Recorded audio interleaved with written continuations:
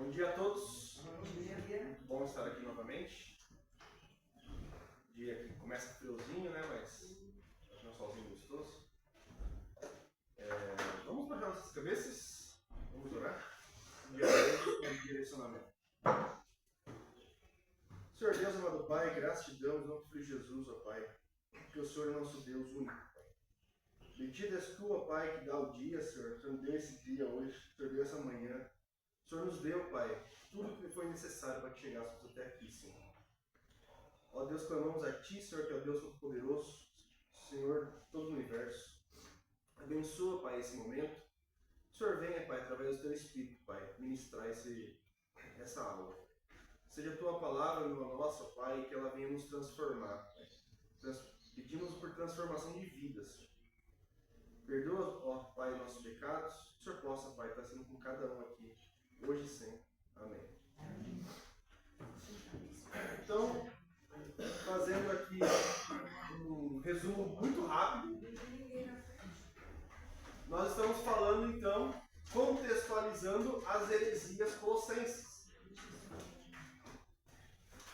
Nós falamos que o tema da carta, lá no começo, é a superioridade e suficiência de Cristo e de sua obra como cabeça da igreja exigem dedicação exclusiva e em atitude e ação. E que para compreendermos isso, nós precisávamos entender esses elementos, esses componentes que regem a heresia colossense. Nós falamos, o primeiro componente que nós falamos da heresia foi filosofismo. Inclusive vai ser falado hoje aqui no culto. Onde nós falamos que o filosofismo se utiliza de sofismas. Que é onde usa-se argumentos com o objetivo de produzir uma ilusão da verdade. E que ela ataca a doutrina da iluminação do Espírito Santo. Então, quando nós formos ver isso em Colossenses 2, precisamos lembrar desse ponto. Que a filosofismo usa de falsas verdades. Atribui autoria a quem de forma equivocada. E Paulo ataca isso. Porque o filosofismo atacava a doutrina da iluminação do Espírito Santo. Eles não criam que existia a iluminação do Espírito Santo, que alguém poderia falar pelo Espírito Santo. O Espírito Santo vai falar através dos homens, né? Que as coisas aconteciam, né? Milagres, não cria nada disso. Que nada poderia ser feito. Nós falamos do legalismo judaico, onde o filosofismo, com a sua maioria grega, né, era um dos componentes étnicos da região. O legalismo judaico, pelo componente étnico dos judeus, né, foram os primeiros convertidos da época, e que atacava a doutrina da reconciliação, porque eles queriam trazer a lei, né, trazer os pontos da lei em que eram utilizados como reconciliação. Sacrifícios, sábados,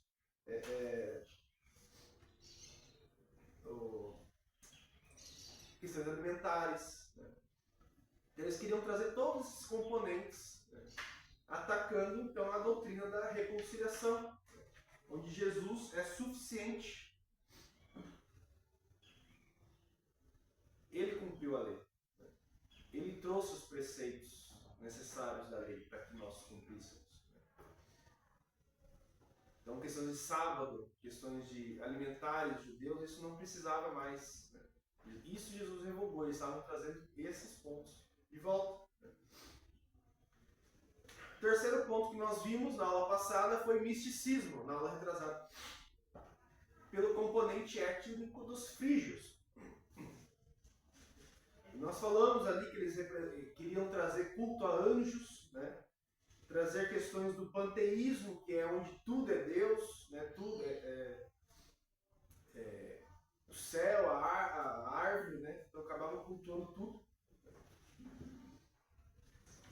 falamos que eles estavam atacando a doutrina do corpo de Cristo.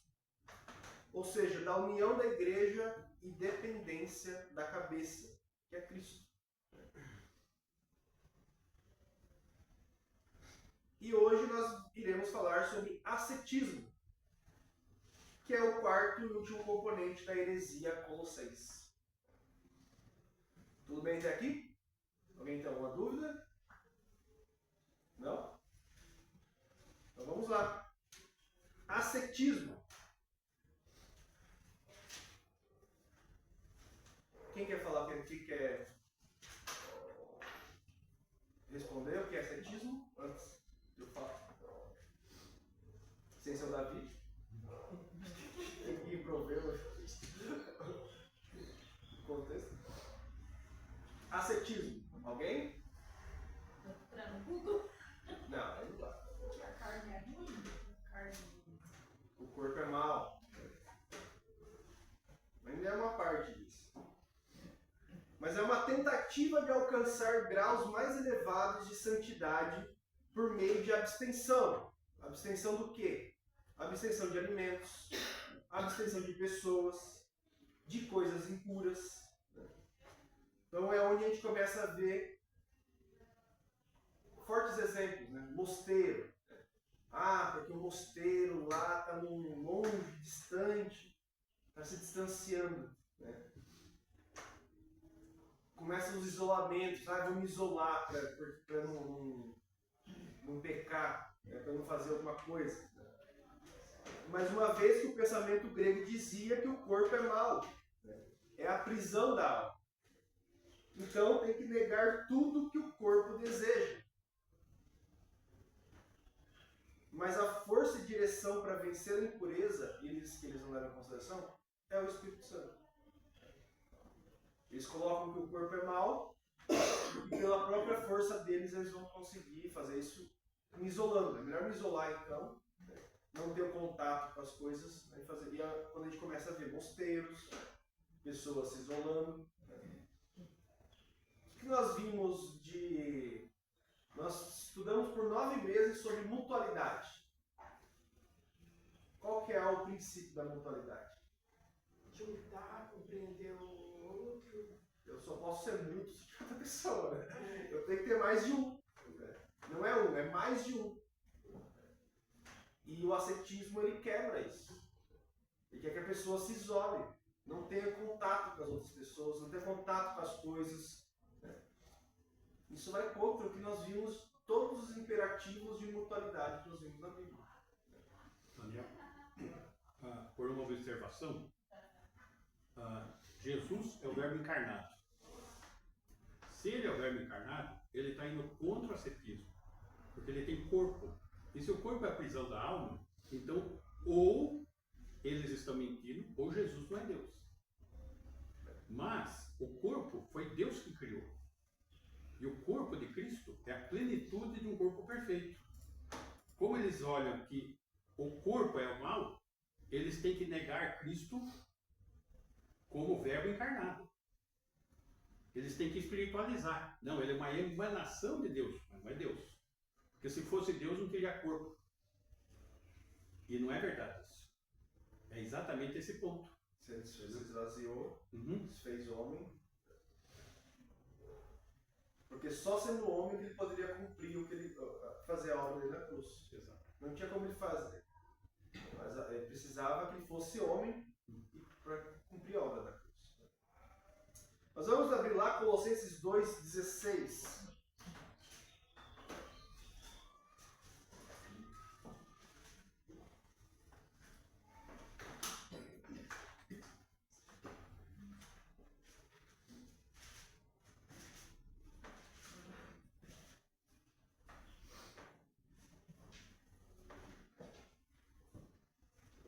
Henrique, lê pra gente.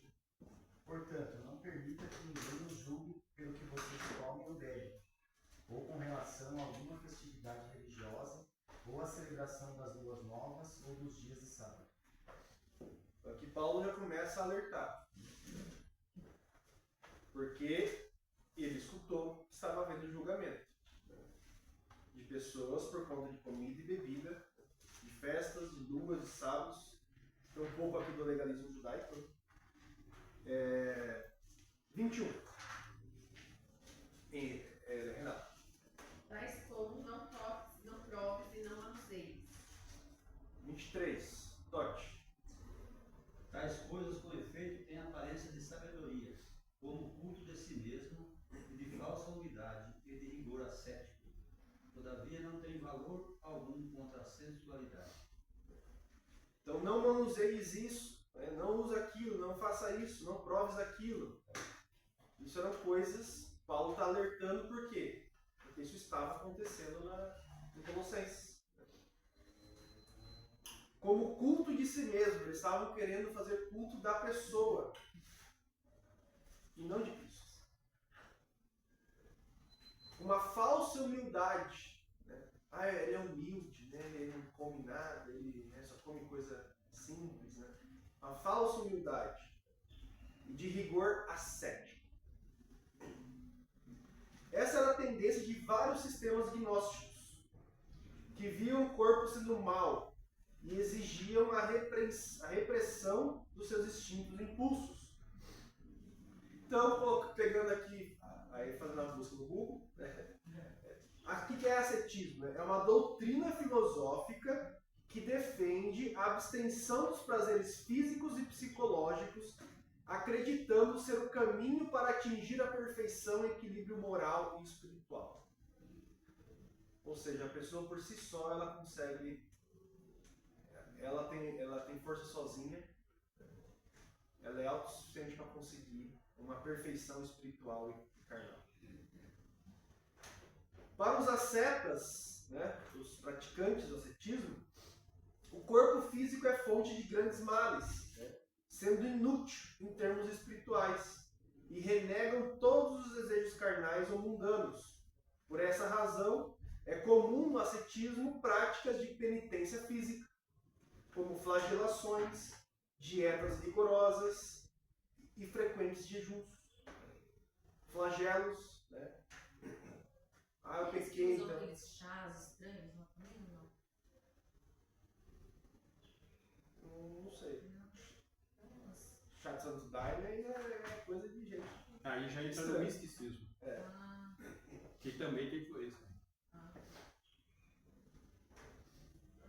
Aí já começa a beirar drogas.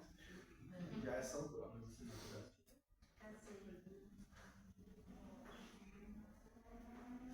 Mas começa a entrar isso. Então quando a gente começa a ver, né, pessoas se isolando, se flagelando fisicamente, né, seja com alimentos, né, ficando. Até Jesus fala isso, quando falava dos judeus, né? Fazem jejuns que se desfiguram o rosto. Né? Jesus já falava disso lá atrás. Isso não era nem coisa do judeu. Mas aqui Paulo está falando de coisa maior. De coisa que as pessoas, inclusive, estavam julgando as outras por conta disso.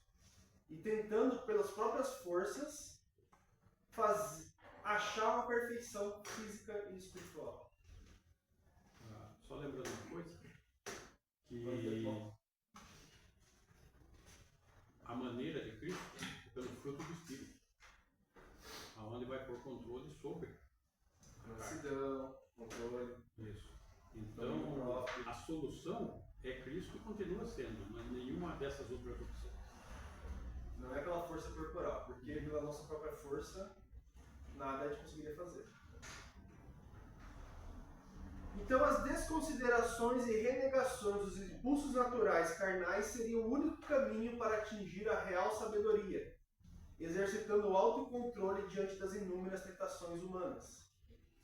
Ou seja, é melhor eu não ter contato para não ser tentado. Aí eu não provo, não tenho provação. Mas assim estavam buscando meios de santificação, que não pelos meios que o Senhor deu provimento, conforme a mensagem da carta aos Colossenses. Deus já deu isso, deu uma forma de buscarmos santidade. Só que eles estavam buscando santidade pelas próprias forças deles. Então, o que o ascetismo faz? Ele ataca a doutrina da santificação. Porque ele traz que a pessoa pode se santificar por méritos próprios. Enquanto a doutrina da justificação, Cristo já dá o Espírito Santo para nos ajudar a termos uma santificação. Vamos abrir lá, em Hebreus 12, versículo 14.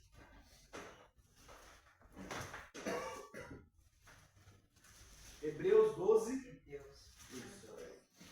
versículo 14.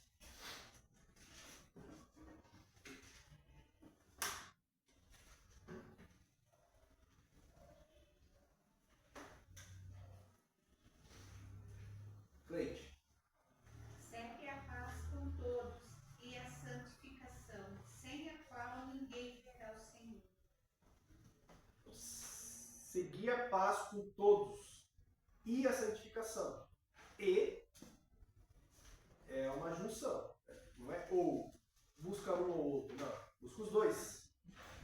A paz com todos e a santificação. Porque o corpo de Cristo precisa de mutualidade, não de isolamento. Então, paz com todos e a santificação. Por quê? Porque sem a qual ninguém verá Deus, verá o Senhor.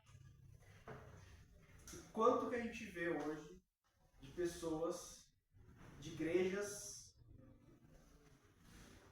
que não estão buscando a santificação. Tem uma falsa imagem. Mas não se enganem, gente. Deus fala, sem a qual ninguém verá o Senhor. O exemplo de perseverança de Jesus deve nos conduzir a reagir aos desafios com fé.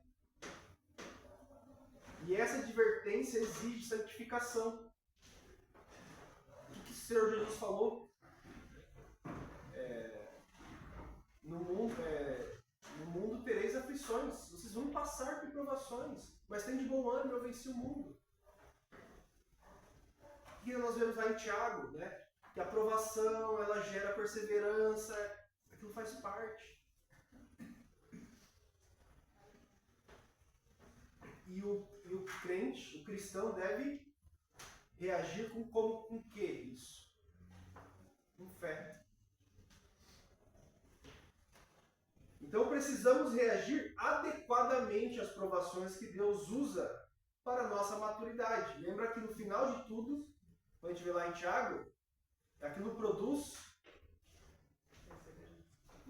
e a perseverança, o final disso gera maturidade. O crente deve buscar maturidade. Nós falamos disso. Falamos de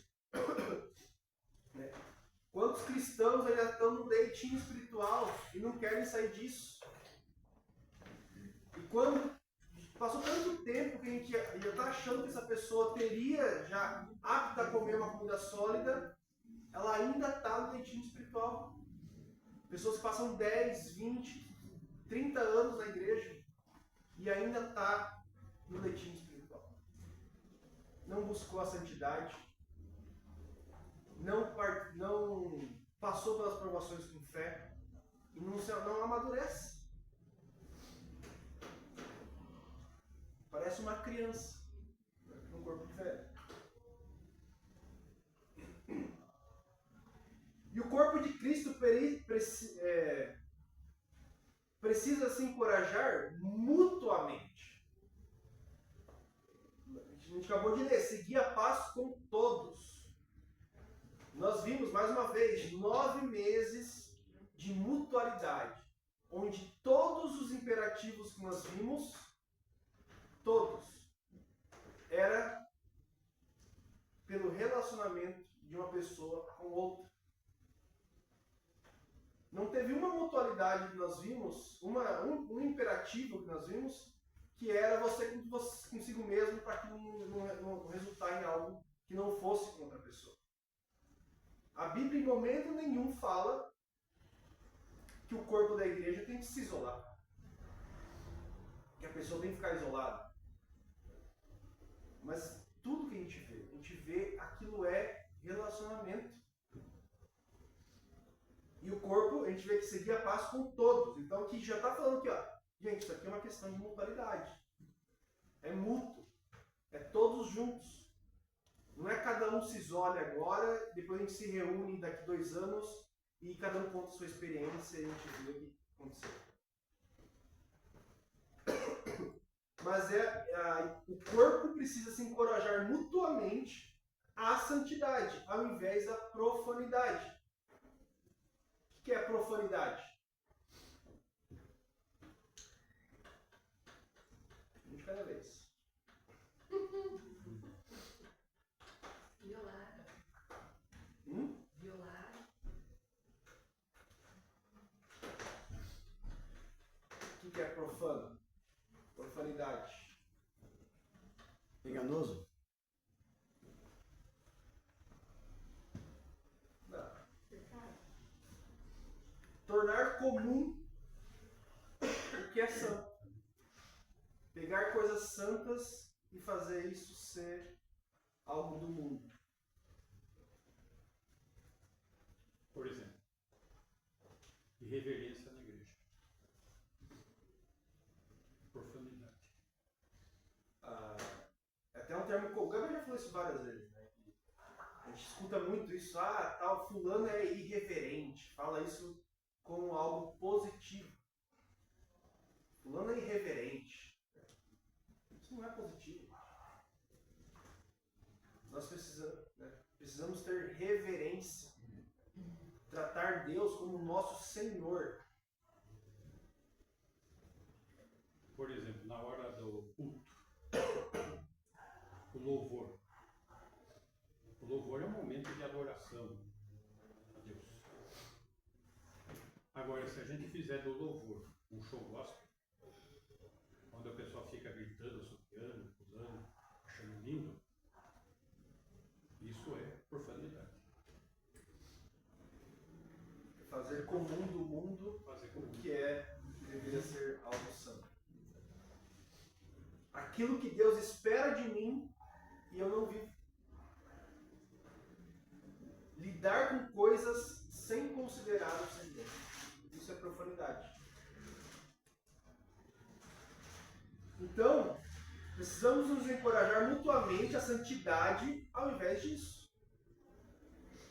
Precisamos ter uma aceitação reverente das exigências de Deus, à luz da tremenda magnitude da sua ira. Ainda em Hebreus 12, vamos lá, versículo 25.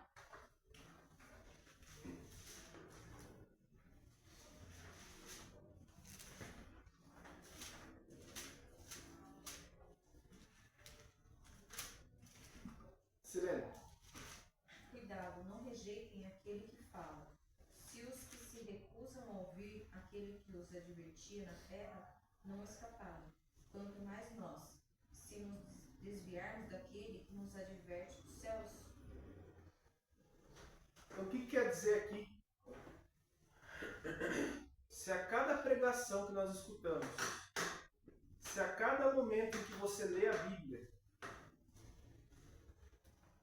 não se levar a sério o que foi dito, na hora de sacar as coisas com Deus, isso será levado em consideração. Então você vem, escuta a pregação, ou você, no seu momento de leitura da Bíblia, se aquilo só entra pelo ouvido e sai pelo outro, e você não leva aquilo a sério, acha brincadeira, acha que aquilo não é para você, porque nunca é pra gente, sempre pros outros, né? A pregação. Se a gente não levar isso a sério, isso vai ser levado em consideração quando a gente for acertar as contas com Deus. 28 e 29. Arthur. Portanto, já que estamos recebendo um reino inabalável, sejamos agradecidos e assim adoremos a Deus de modo aceitável, com reverência e temor, pois o nosso Deus é fogo consumidor. Pois nós, recebendo um reino inabalável, que nós temos como esperança que nós iremos receber?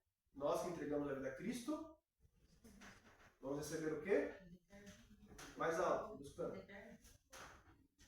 A vida eterna. Um reino celestial, inabalável.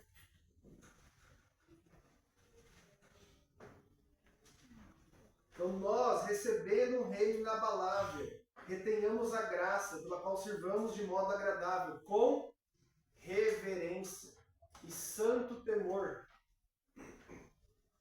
Porque o nosso Deus é fogo consumidor.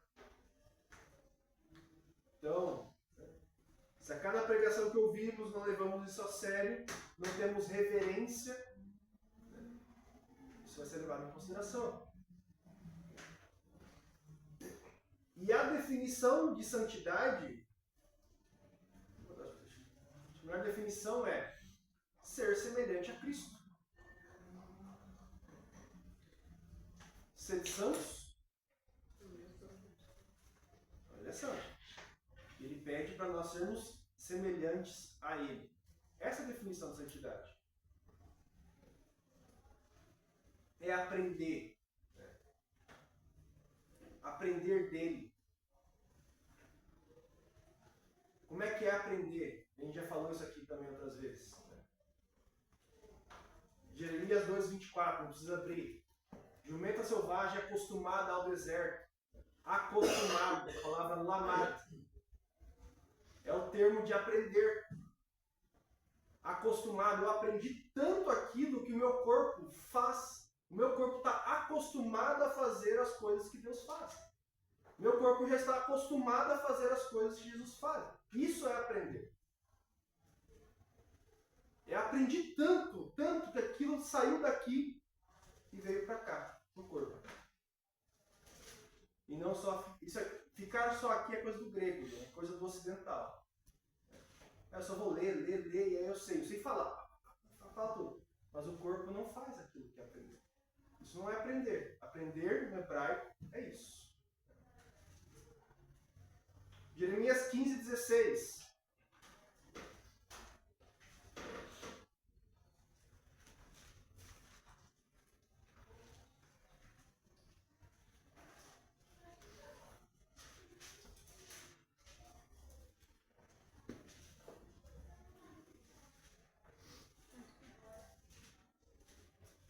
É, 15:16. Filho do pastor Marcelo, esqueci o nome. Letícia. Quando a tua palavra foi encontrada, eu comi cada frase e as digeri em meu íntimo. Elas me nutrim dia após dia. São minha satisfação e júbilo maior. Porquanto o teu nome foi invocado sobre mim. Isto é, pertence a ti. O que o Jeremias fala, né? Ele está falando que achadas as suas palavras, logo eu comi, logo. E aquilo foi alegria para mim. Isso é aprender, é a definição de santidade. Ser semelhantes a Cristo. Como? Aprendendo. Mas aprendendo da forma bíblica. Não aprendendo da forma mundana. É pegar, logo eu peguei, li a palavra de Deus e debrucei, fui atrás, e meu corpo está fazendo aquilo. E não só, eu sei, falar um versículo que tem gente que fala de cara, né? Mas não vive aquilo. E a definição de santidade é viver. Viver aquilo que a gente aprende.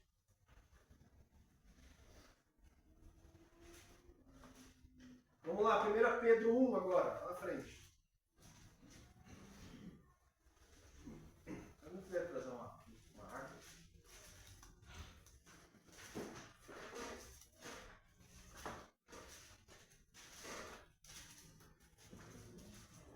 Pedro 1, do 14 ao 16. Esposa do pastor. Noé. Pedro. É um livro. 1 Pedro 1, do 14 ao 16. Como filhos obedientes, não vos amoldeis aos desejos que tinhas em tempos passados na vossa ignorância. Mas sede vós também santos em todo o vosso procedimento, assim como é santo aquele que vos chamou. Pois está escrito: sereis santos, porque eu sou santo. Sede santos, porque eu sou santo. Como filhos, o quê? Obedientes. Como filhos da obediência. Não vos amoldeis a paixões que tinhas anteriormente. Você teve um corpo renovado. Então, como é que eu me santifico? É me flagelando? Fazendo abstinência de alimentos? De coisas impuras? É me isolando?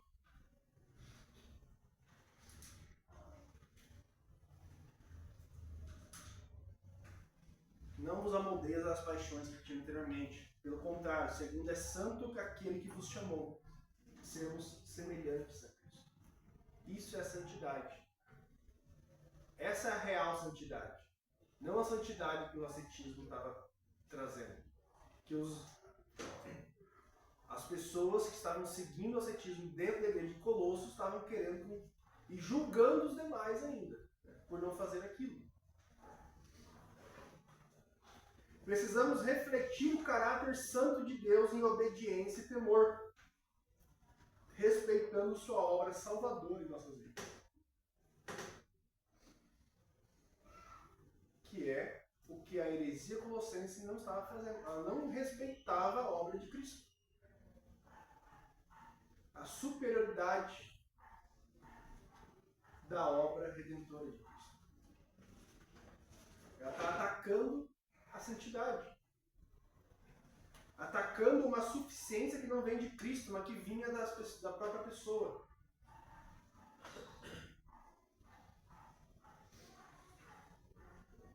Vamos ver, existem três etapas. Existe a justificação,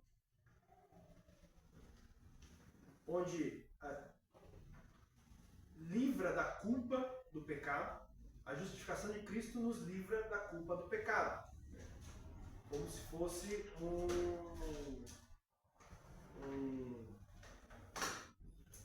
uma audiência jurídica. O juiz está falando assim, ó, inocente. Então a justificação nos livra, é o primeiro passo, justificação nos livra da culpa do pecado.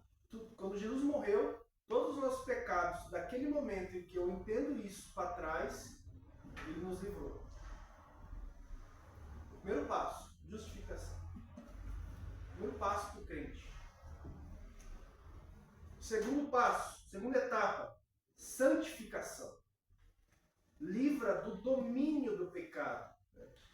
É como eu vivo. É experimental. A santidade nos livra do domínio do pecado. Vamos abrir lá João 8, 34 e 36.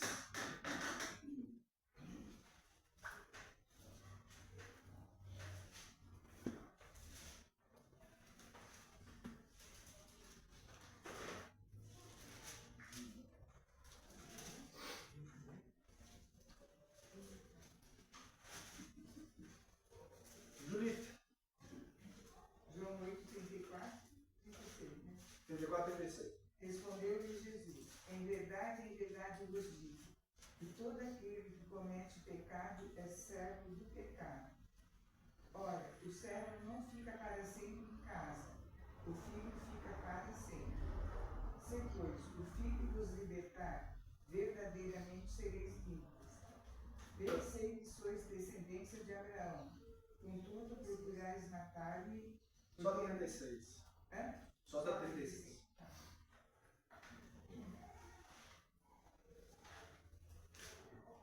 É escravo. O escravo não fica em casa, o filho sim. E o filho nos libertou. Então, a santificação, ela nos livra do domínio do pecado. E existem atributos que são incomunicáveis. Não passa para nós, de Deus. Onisciência, onipresença, onipotência. Mas existem atributos de Deus que Ele passa para nós, nos comunica.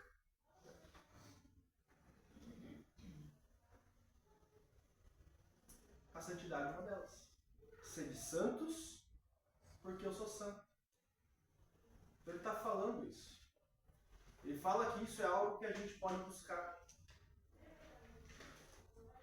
Interessante que Jesus, quem às vezes estuda, que é um líder, coordenador e tudo, né, tem chefe e líder. Quando a gente estuda sobre liderança, não sobre ser chefe, né, tem até um livro interessante, O Monte Executivo. E ele usa Jesus como o maior exemplo de liderança. Porque ele fala para você, mas ele te mostra que é possível acontecer. Em nenhum momento ele falou para você fazer algo que ele não mostrasse que humanamente fosse possível fazer. Então ele vem e te mostra. Então quando ele fala, sede santos porque eu sou santo, é porque humanamente a gente pode buscar isso. Através dele. E não pelas nossas próprias forças. E é isso que o ascetismo vinha quebrando. Onde esta santidade, onde ela muda a nossa condição moral, nosso propósito de vida. Ser santos porque eu sou santo. E a terceira etapa é a glorificação. Né? Livra da presença do pecado. Né? Quando estivermos na presença de Cristo, já não haverá mais pecado. Então essas são as três etapas da vida do crente. Justificação, santificação e glorificação.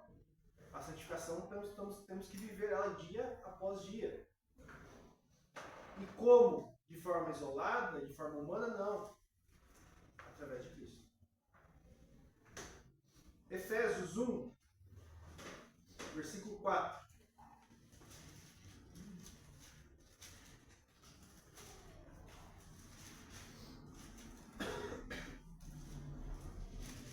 Beth.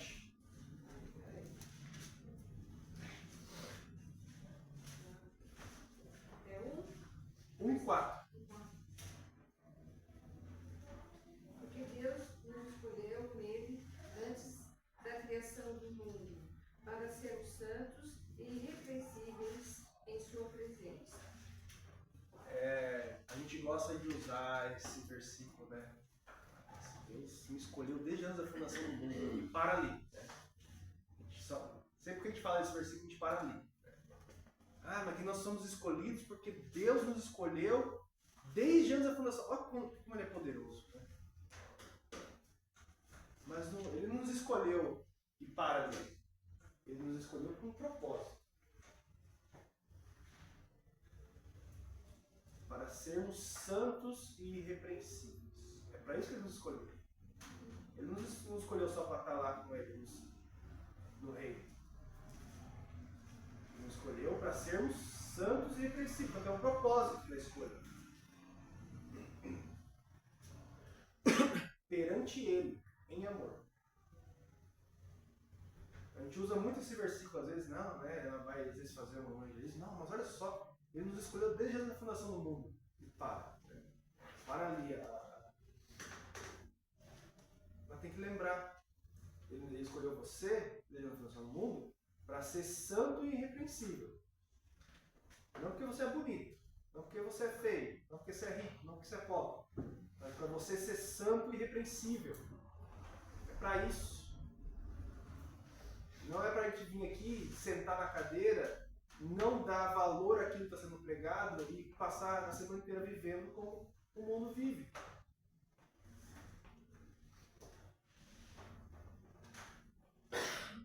Isso é tal qual, não é a mesma coisa que o ascetismo, mas talvez até pior. Vim escutar, não fazer nada, continuar vivendo e achar que Deus escolheu você pelo seu mérito. É para ser santo. Então olha para você, Deus escolheu você, fala, Deus me escolheu, fala. Deus me escolheu para ser santo e irrepreensível. para ser santo e irrepreensível. Para isso. Romanos 8, 28 e 29.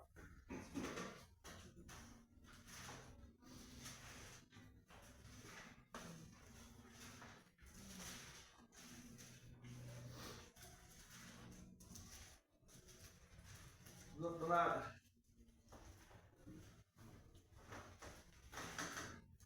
Sabemos que todas as coisas cooperam para o bem daqueles que amam a Deus, daqueles que são chamados segundo o seu propósito. Porquanto, aos que de antemão conheceu, também o predestinou para serem conformes à imagem do seu Filho, a fim de que ele seja o primogênito entre muitos irmãos. Nós temos também, né, a gente fala da doutrina da predestinação.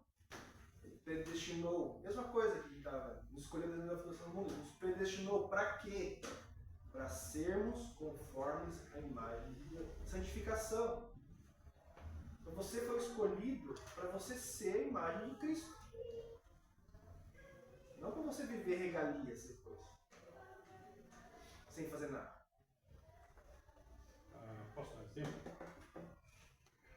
Eu estava assistindo essa semana um filme evangélico de um determinado pastor, filme antigo, coisa bem.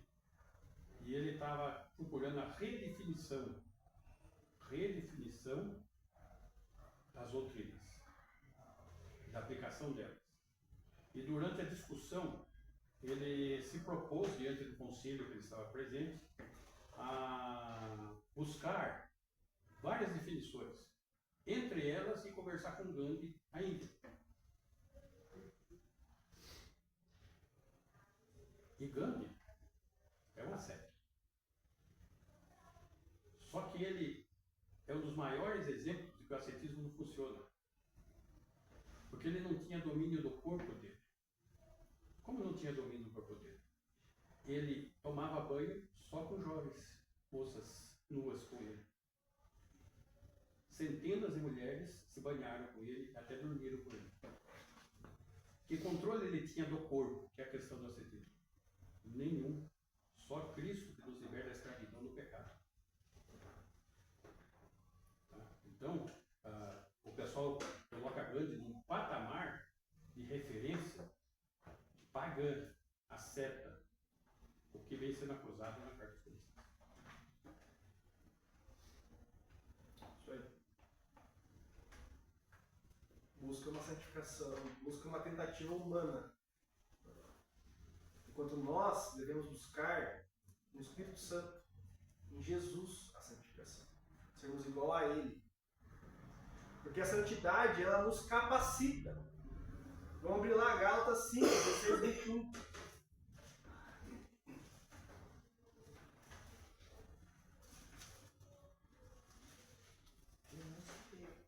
Gálatas 5, do 16 ao 21.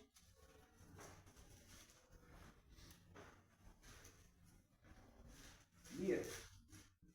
Digo, porém, andai no Espírito e jamais satisfareis a concupiscência da carne, porque a carne milita contra o Espírito, e o Espírito contra a carne, porque são opostos entre si, para que não façais o que porventura seja do vosso querer. Mas, se sois guiados pelo Espírito, não estáis sobre a lei. Ora, as obras da carne são conhecidas, e são prostituição, impureza, lascívia, idolatria, feitiçarias, inimizades, porfias, ciúmes, iras, discórdias, dissensões, facções, invejas, bebedices, glutonárias e coisas semelhantes a estas, a respeito das quais eu vos declaro, como já outrora vos preveni, que não herdarão o reino de Deus os que tais coisas praticam. Andai no Espírito, e jamais satisfarei a concupiscência da carne. Porque a carne milita contra o Espírito. Então, Paulo está aqui falando o que a santificação faz? Ela te capacita a não cair nas obras da carne. A santificação ela transforma. Volta aí, capítulo 4, do 20 ao 24.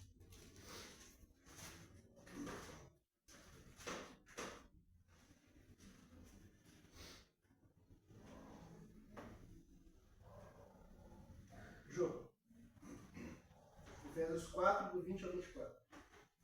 Pudera eu estar presentes agora convosco, falar-vos em outro tom de voz, porque me vejo perplexo a vosso respeito. Não, perdão. Efésios 4. Acho que eu falei Efésios. Efésios 4, 20 e 24.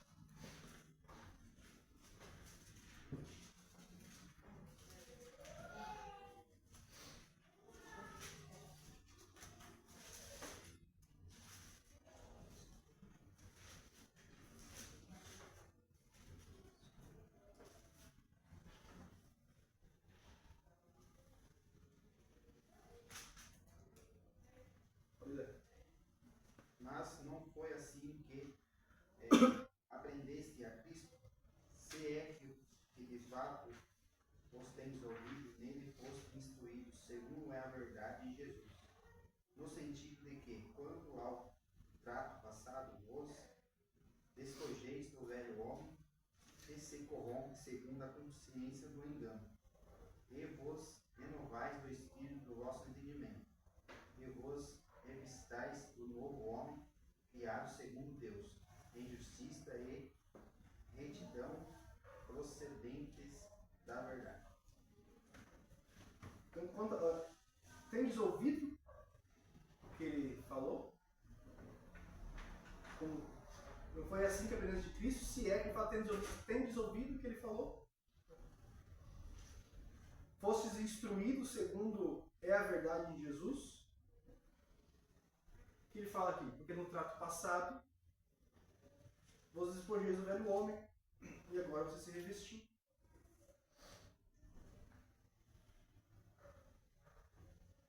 A santificação é um processo de novidade de vida.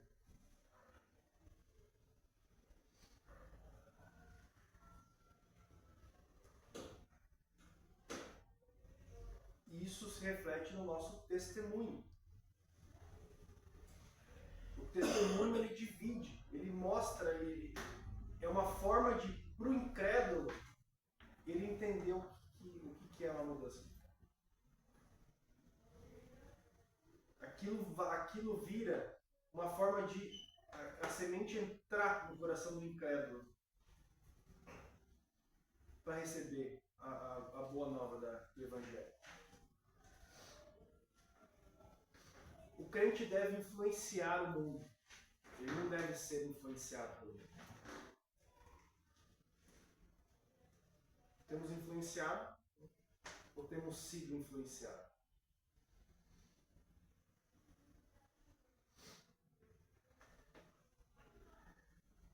Para fechar, Tiago 4, 8 ao 10.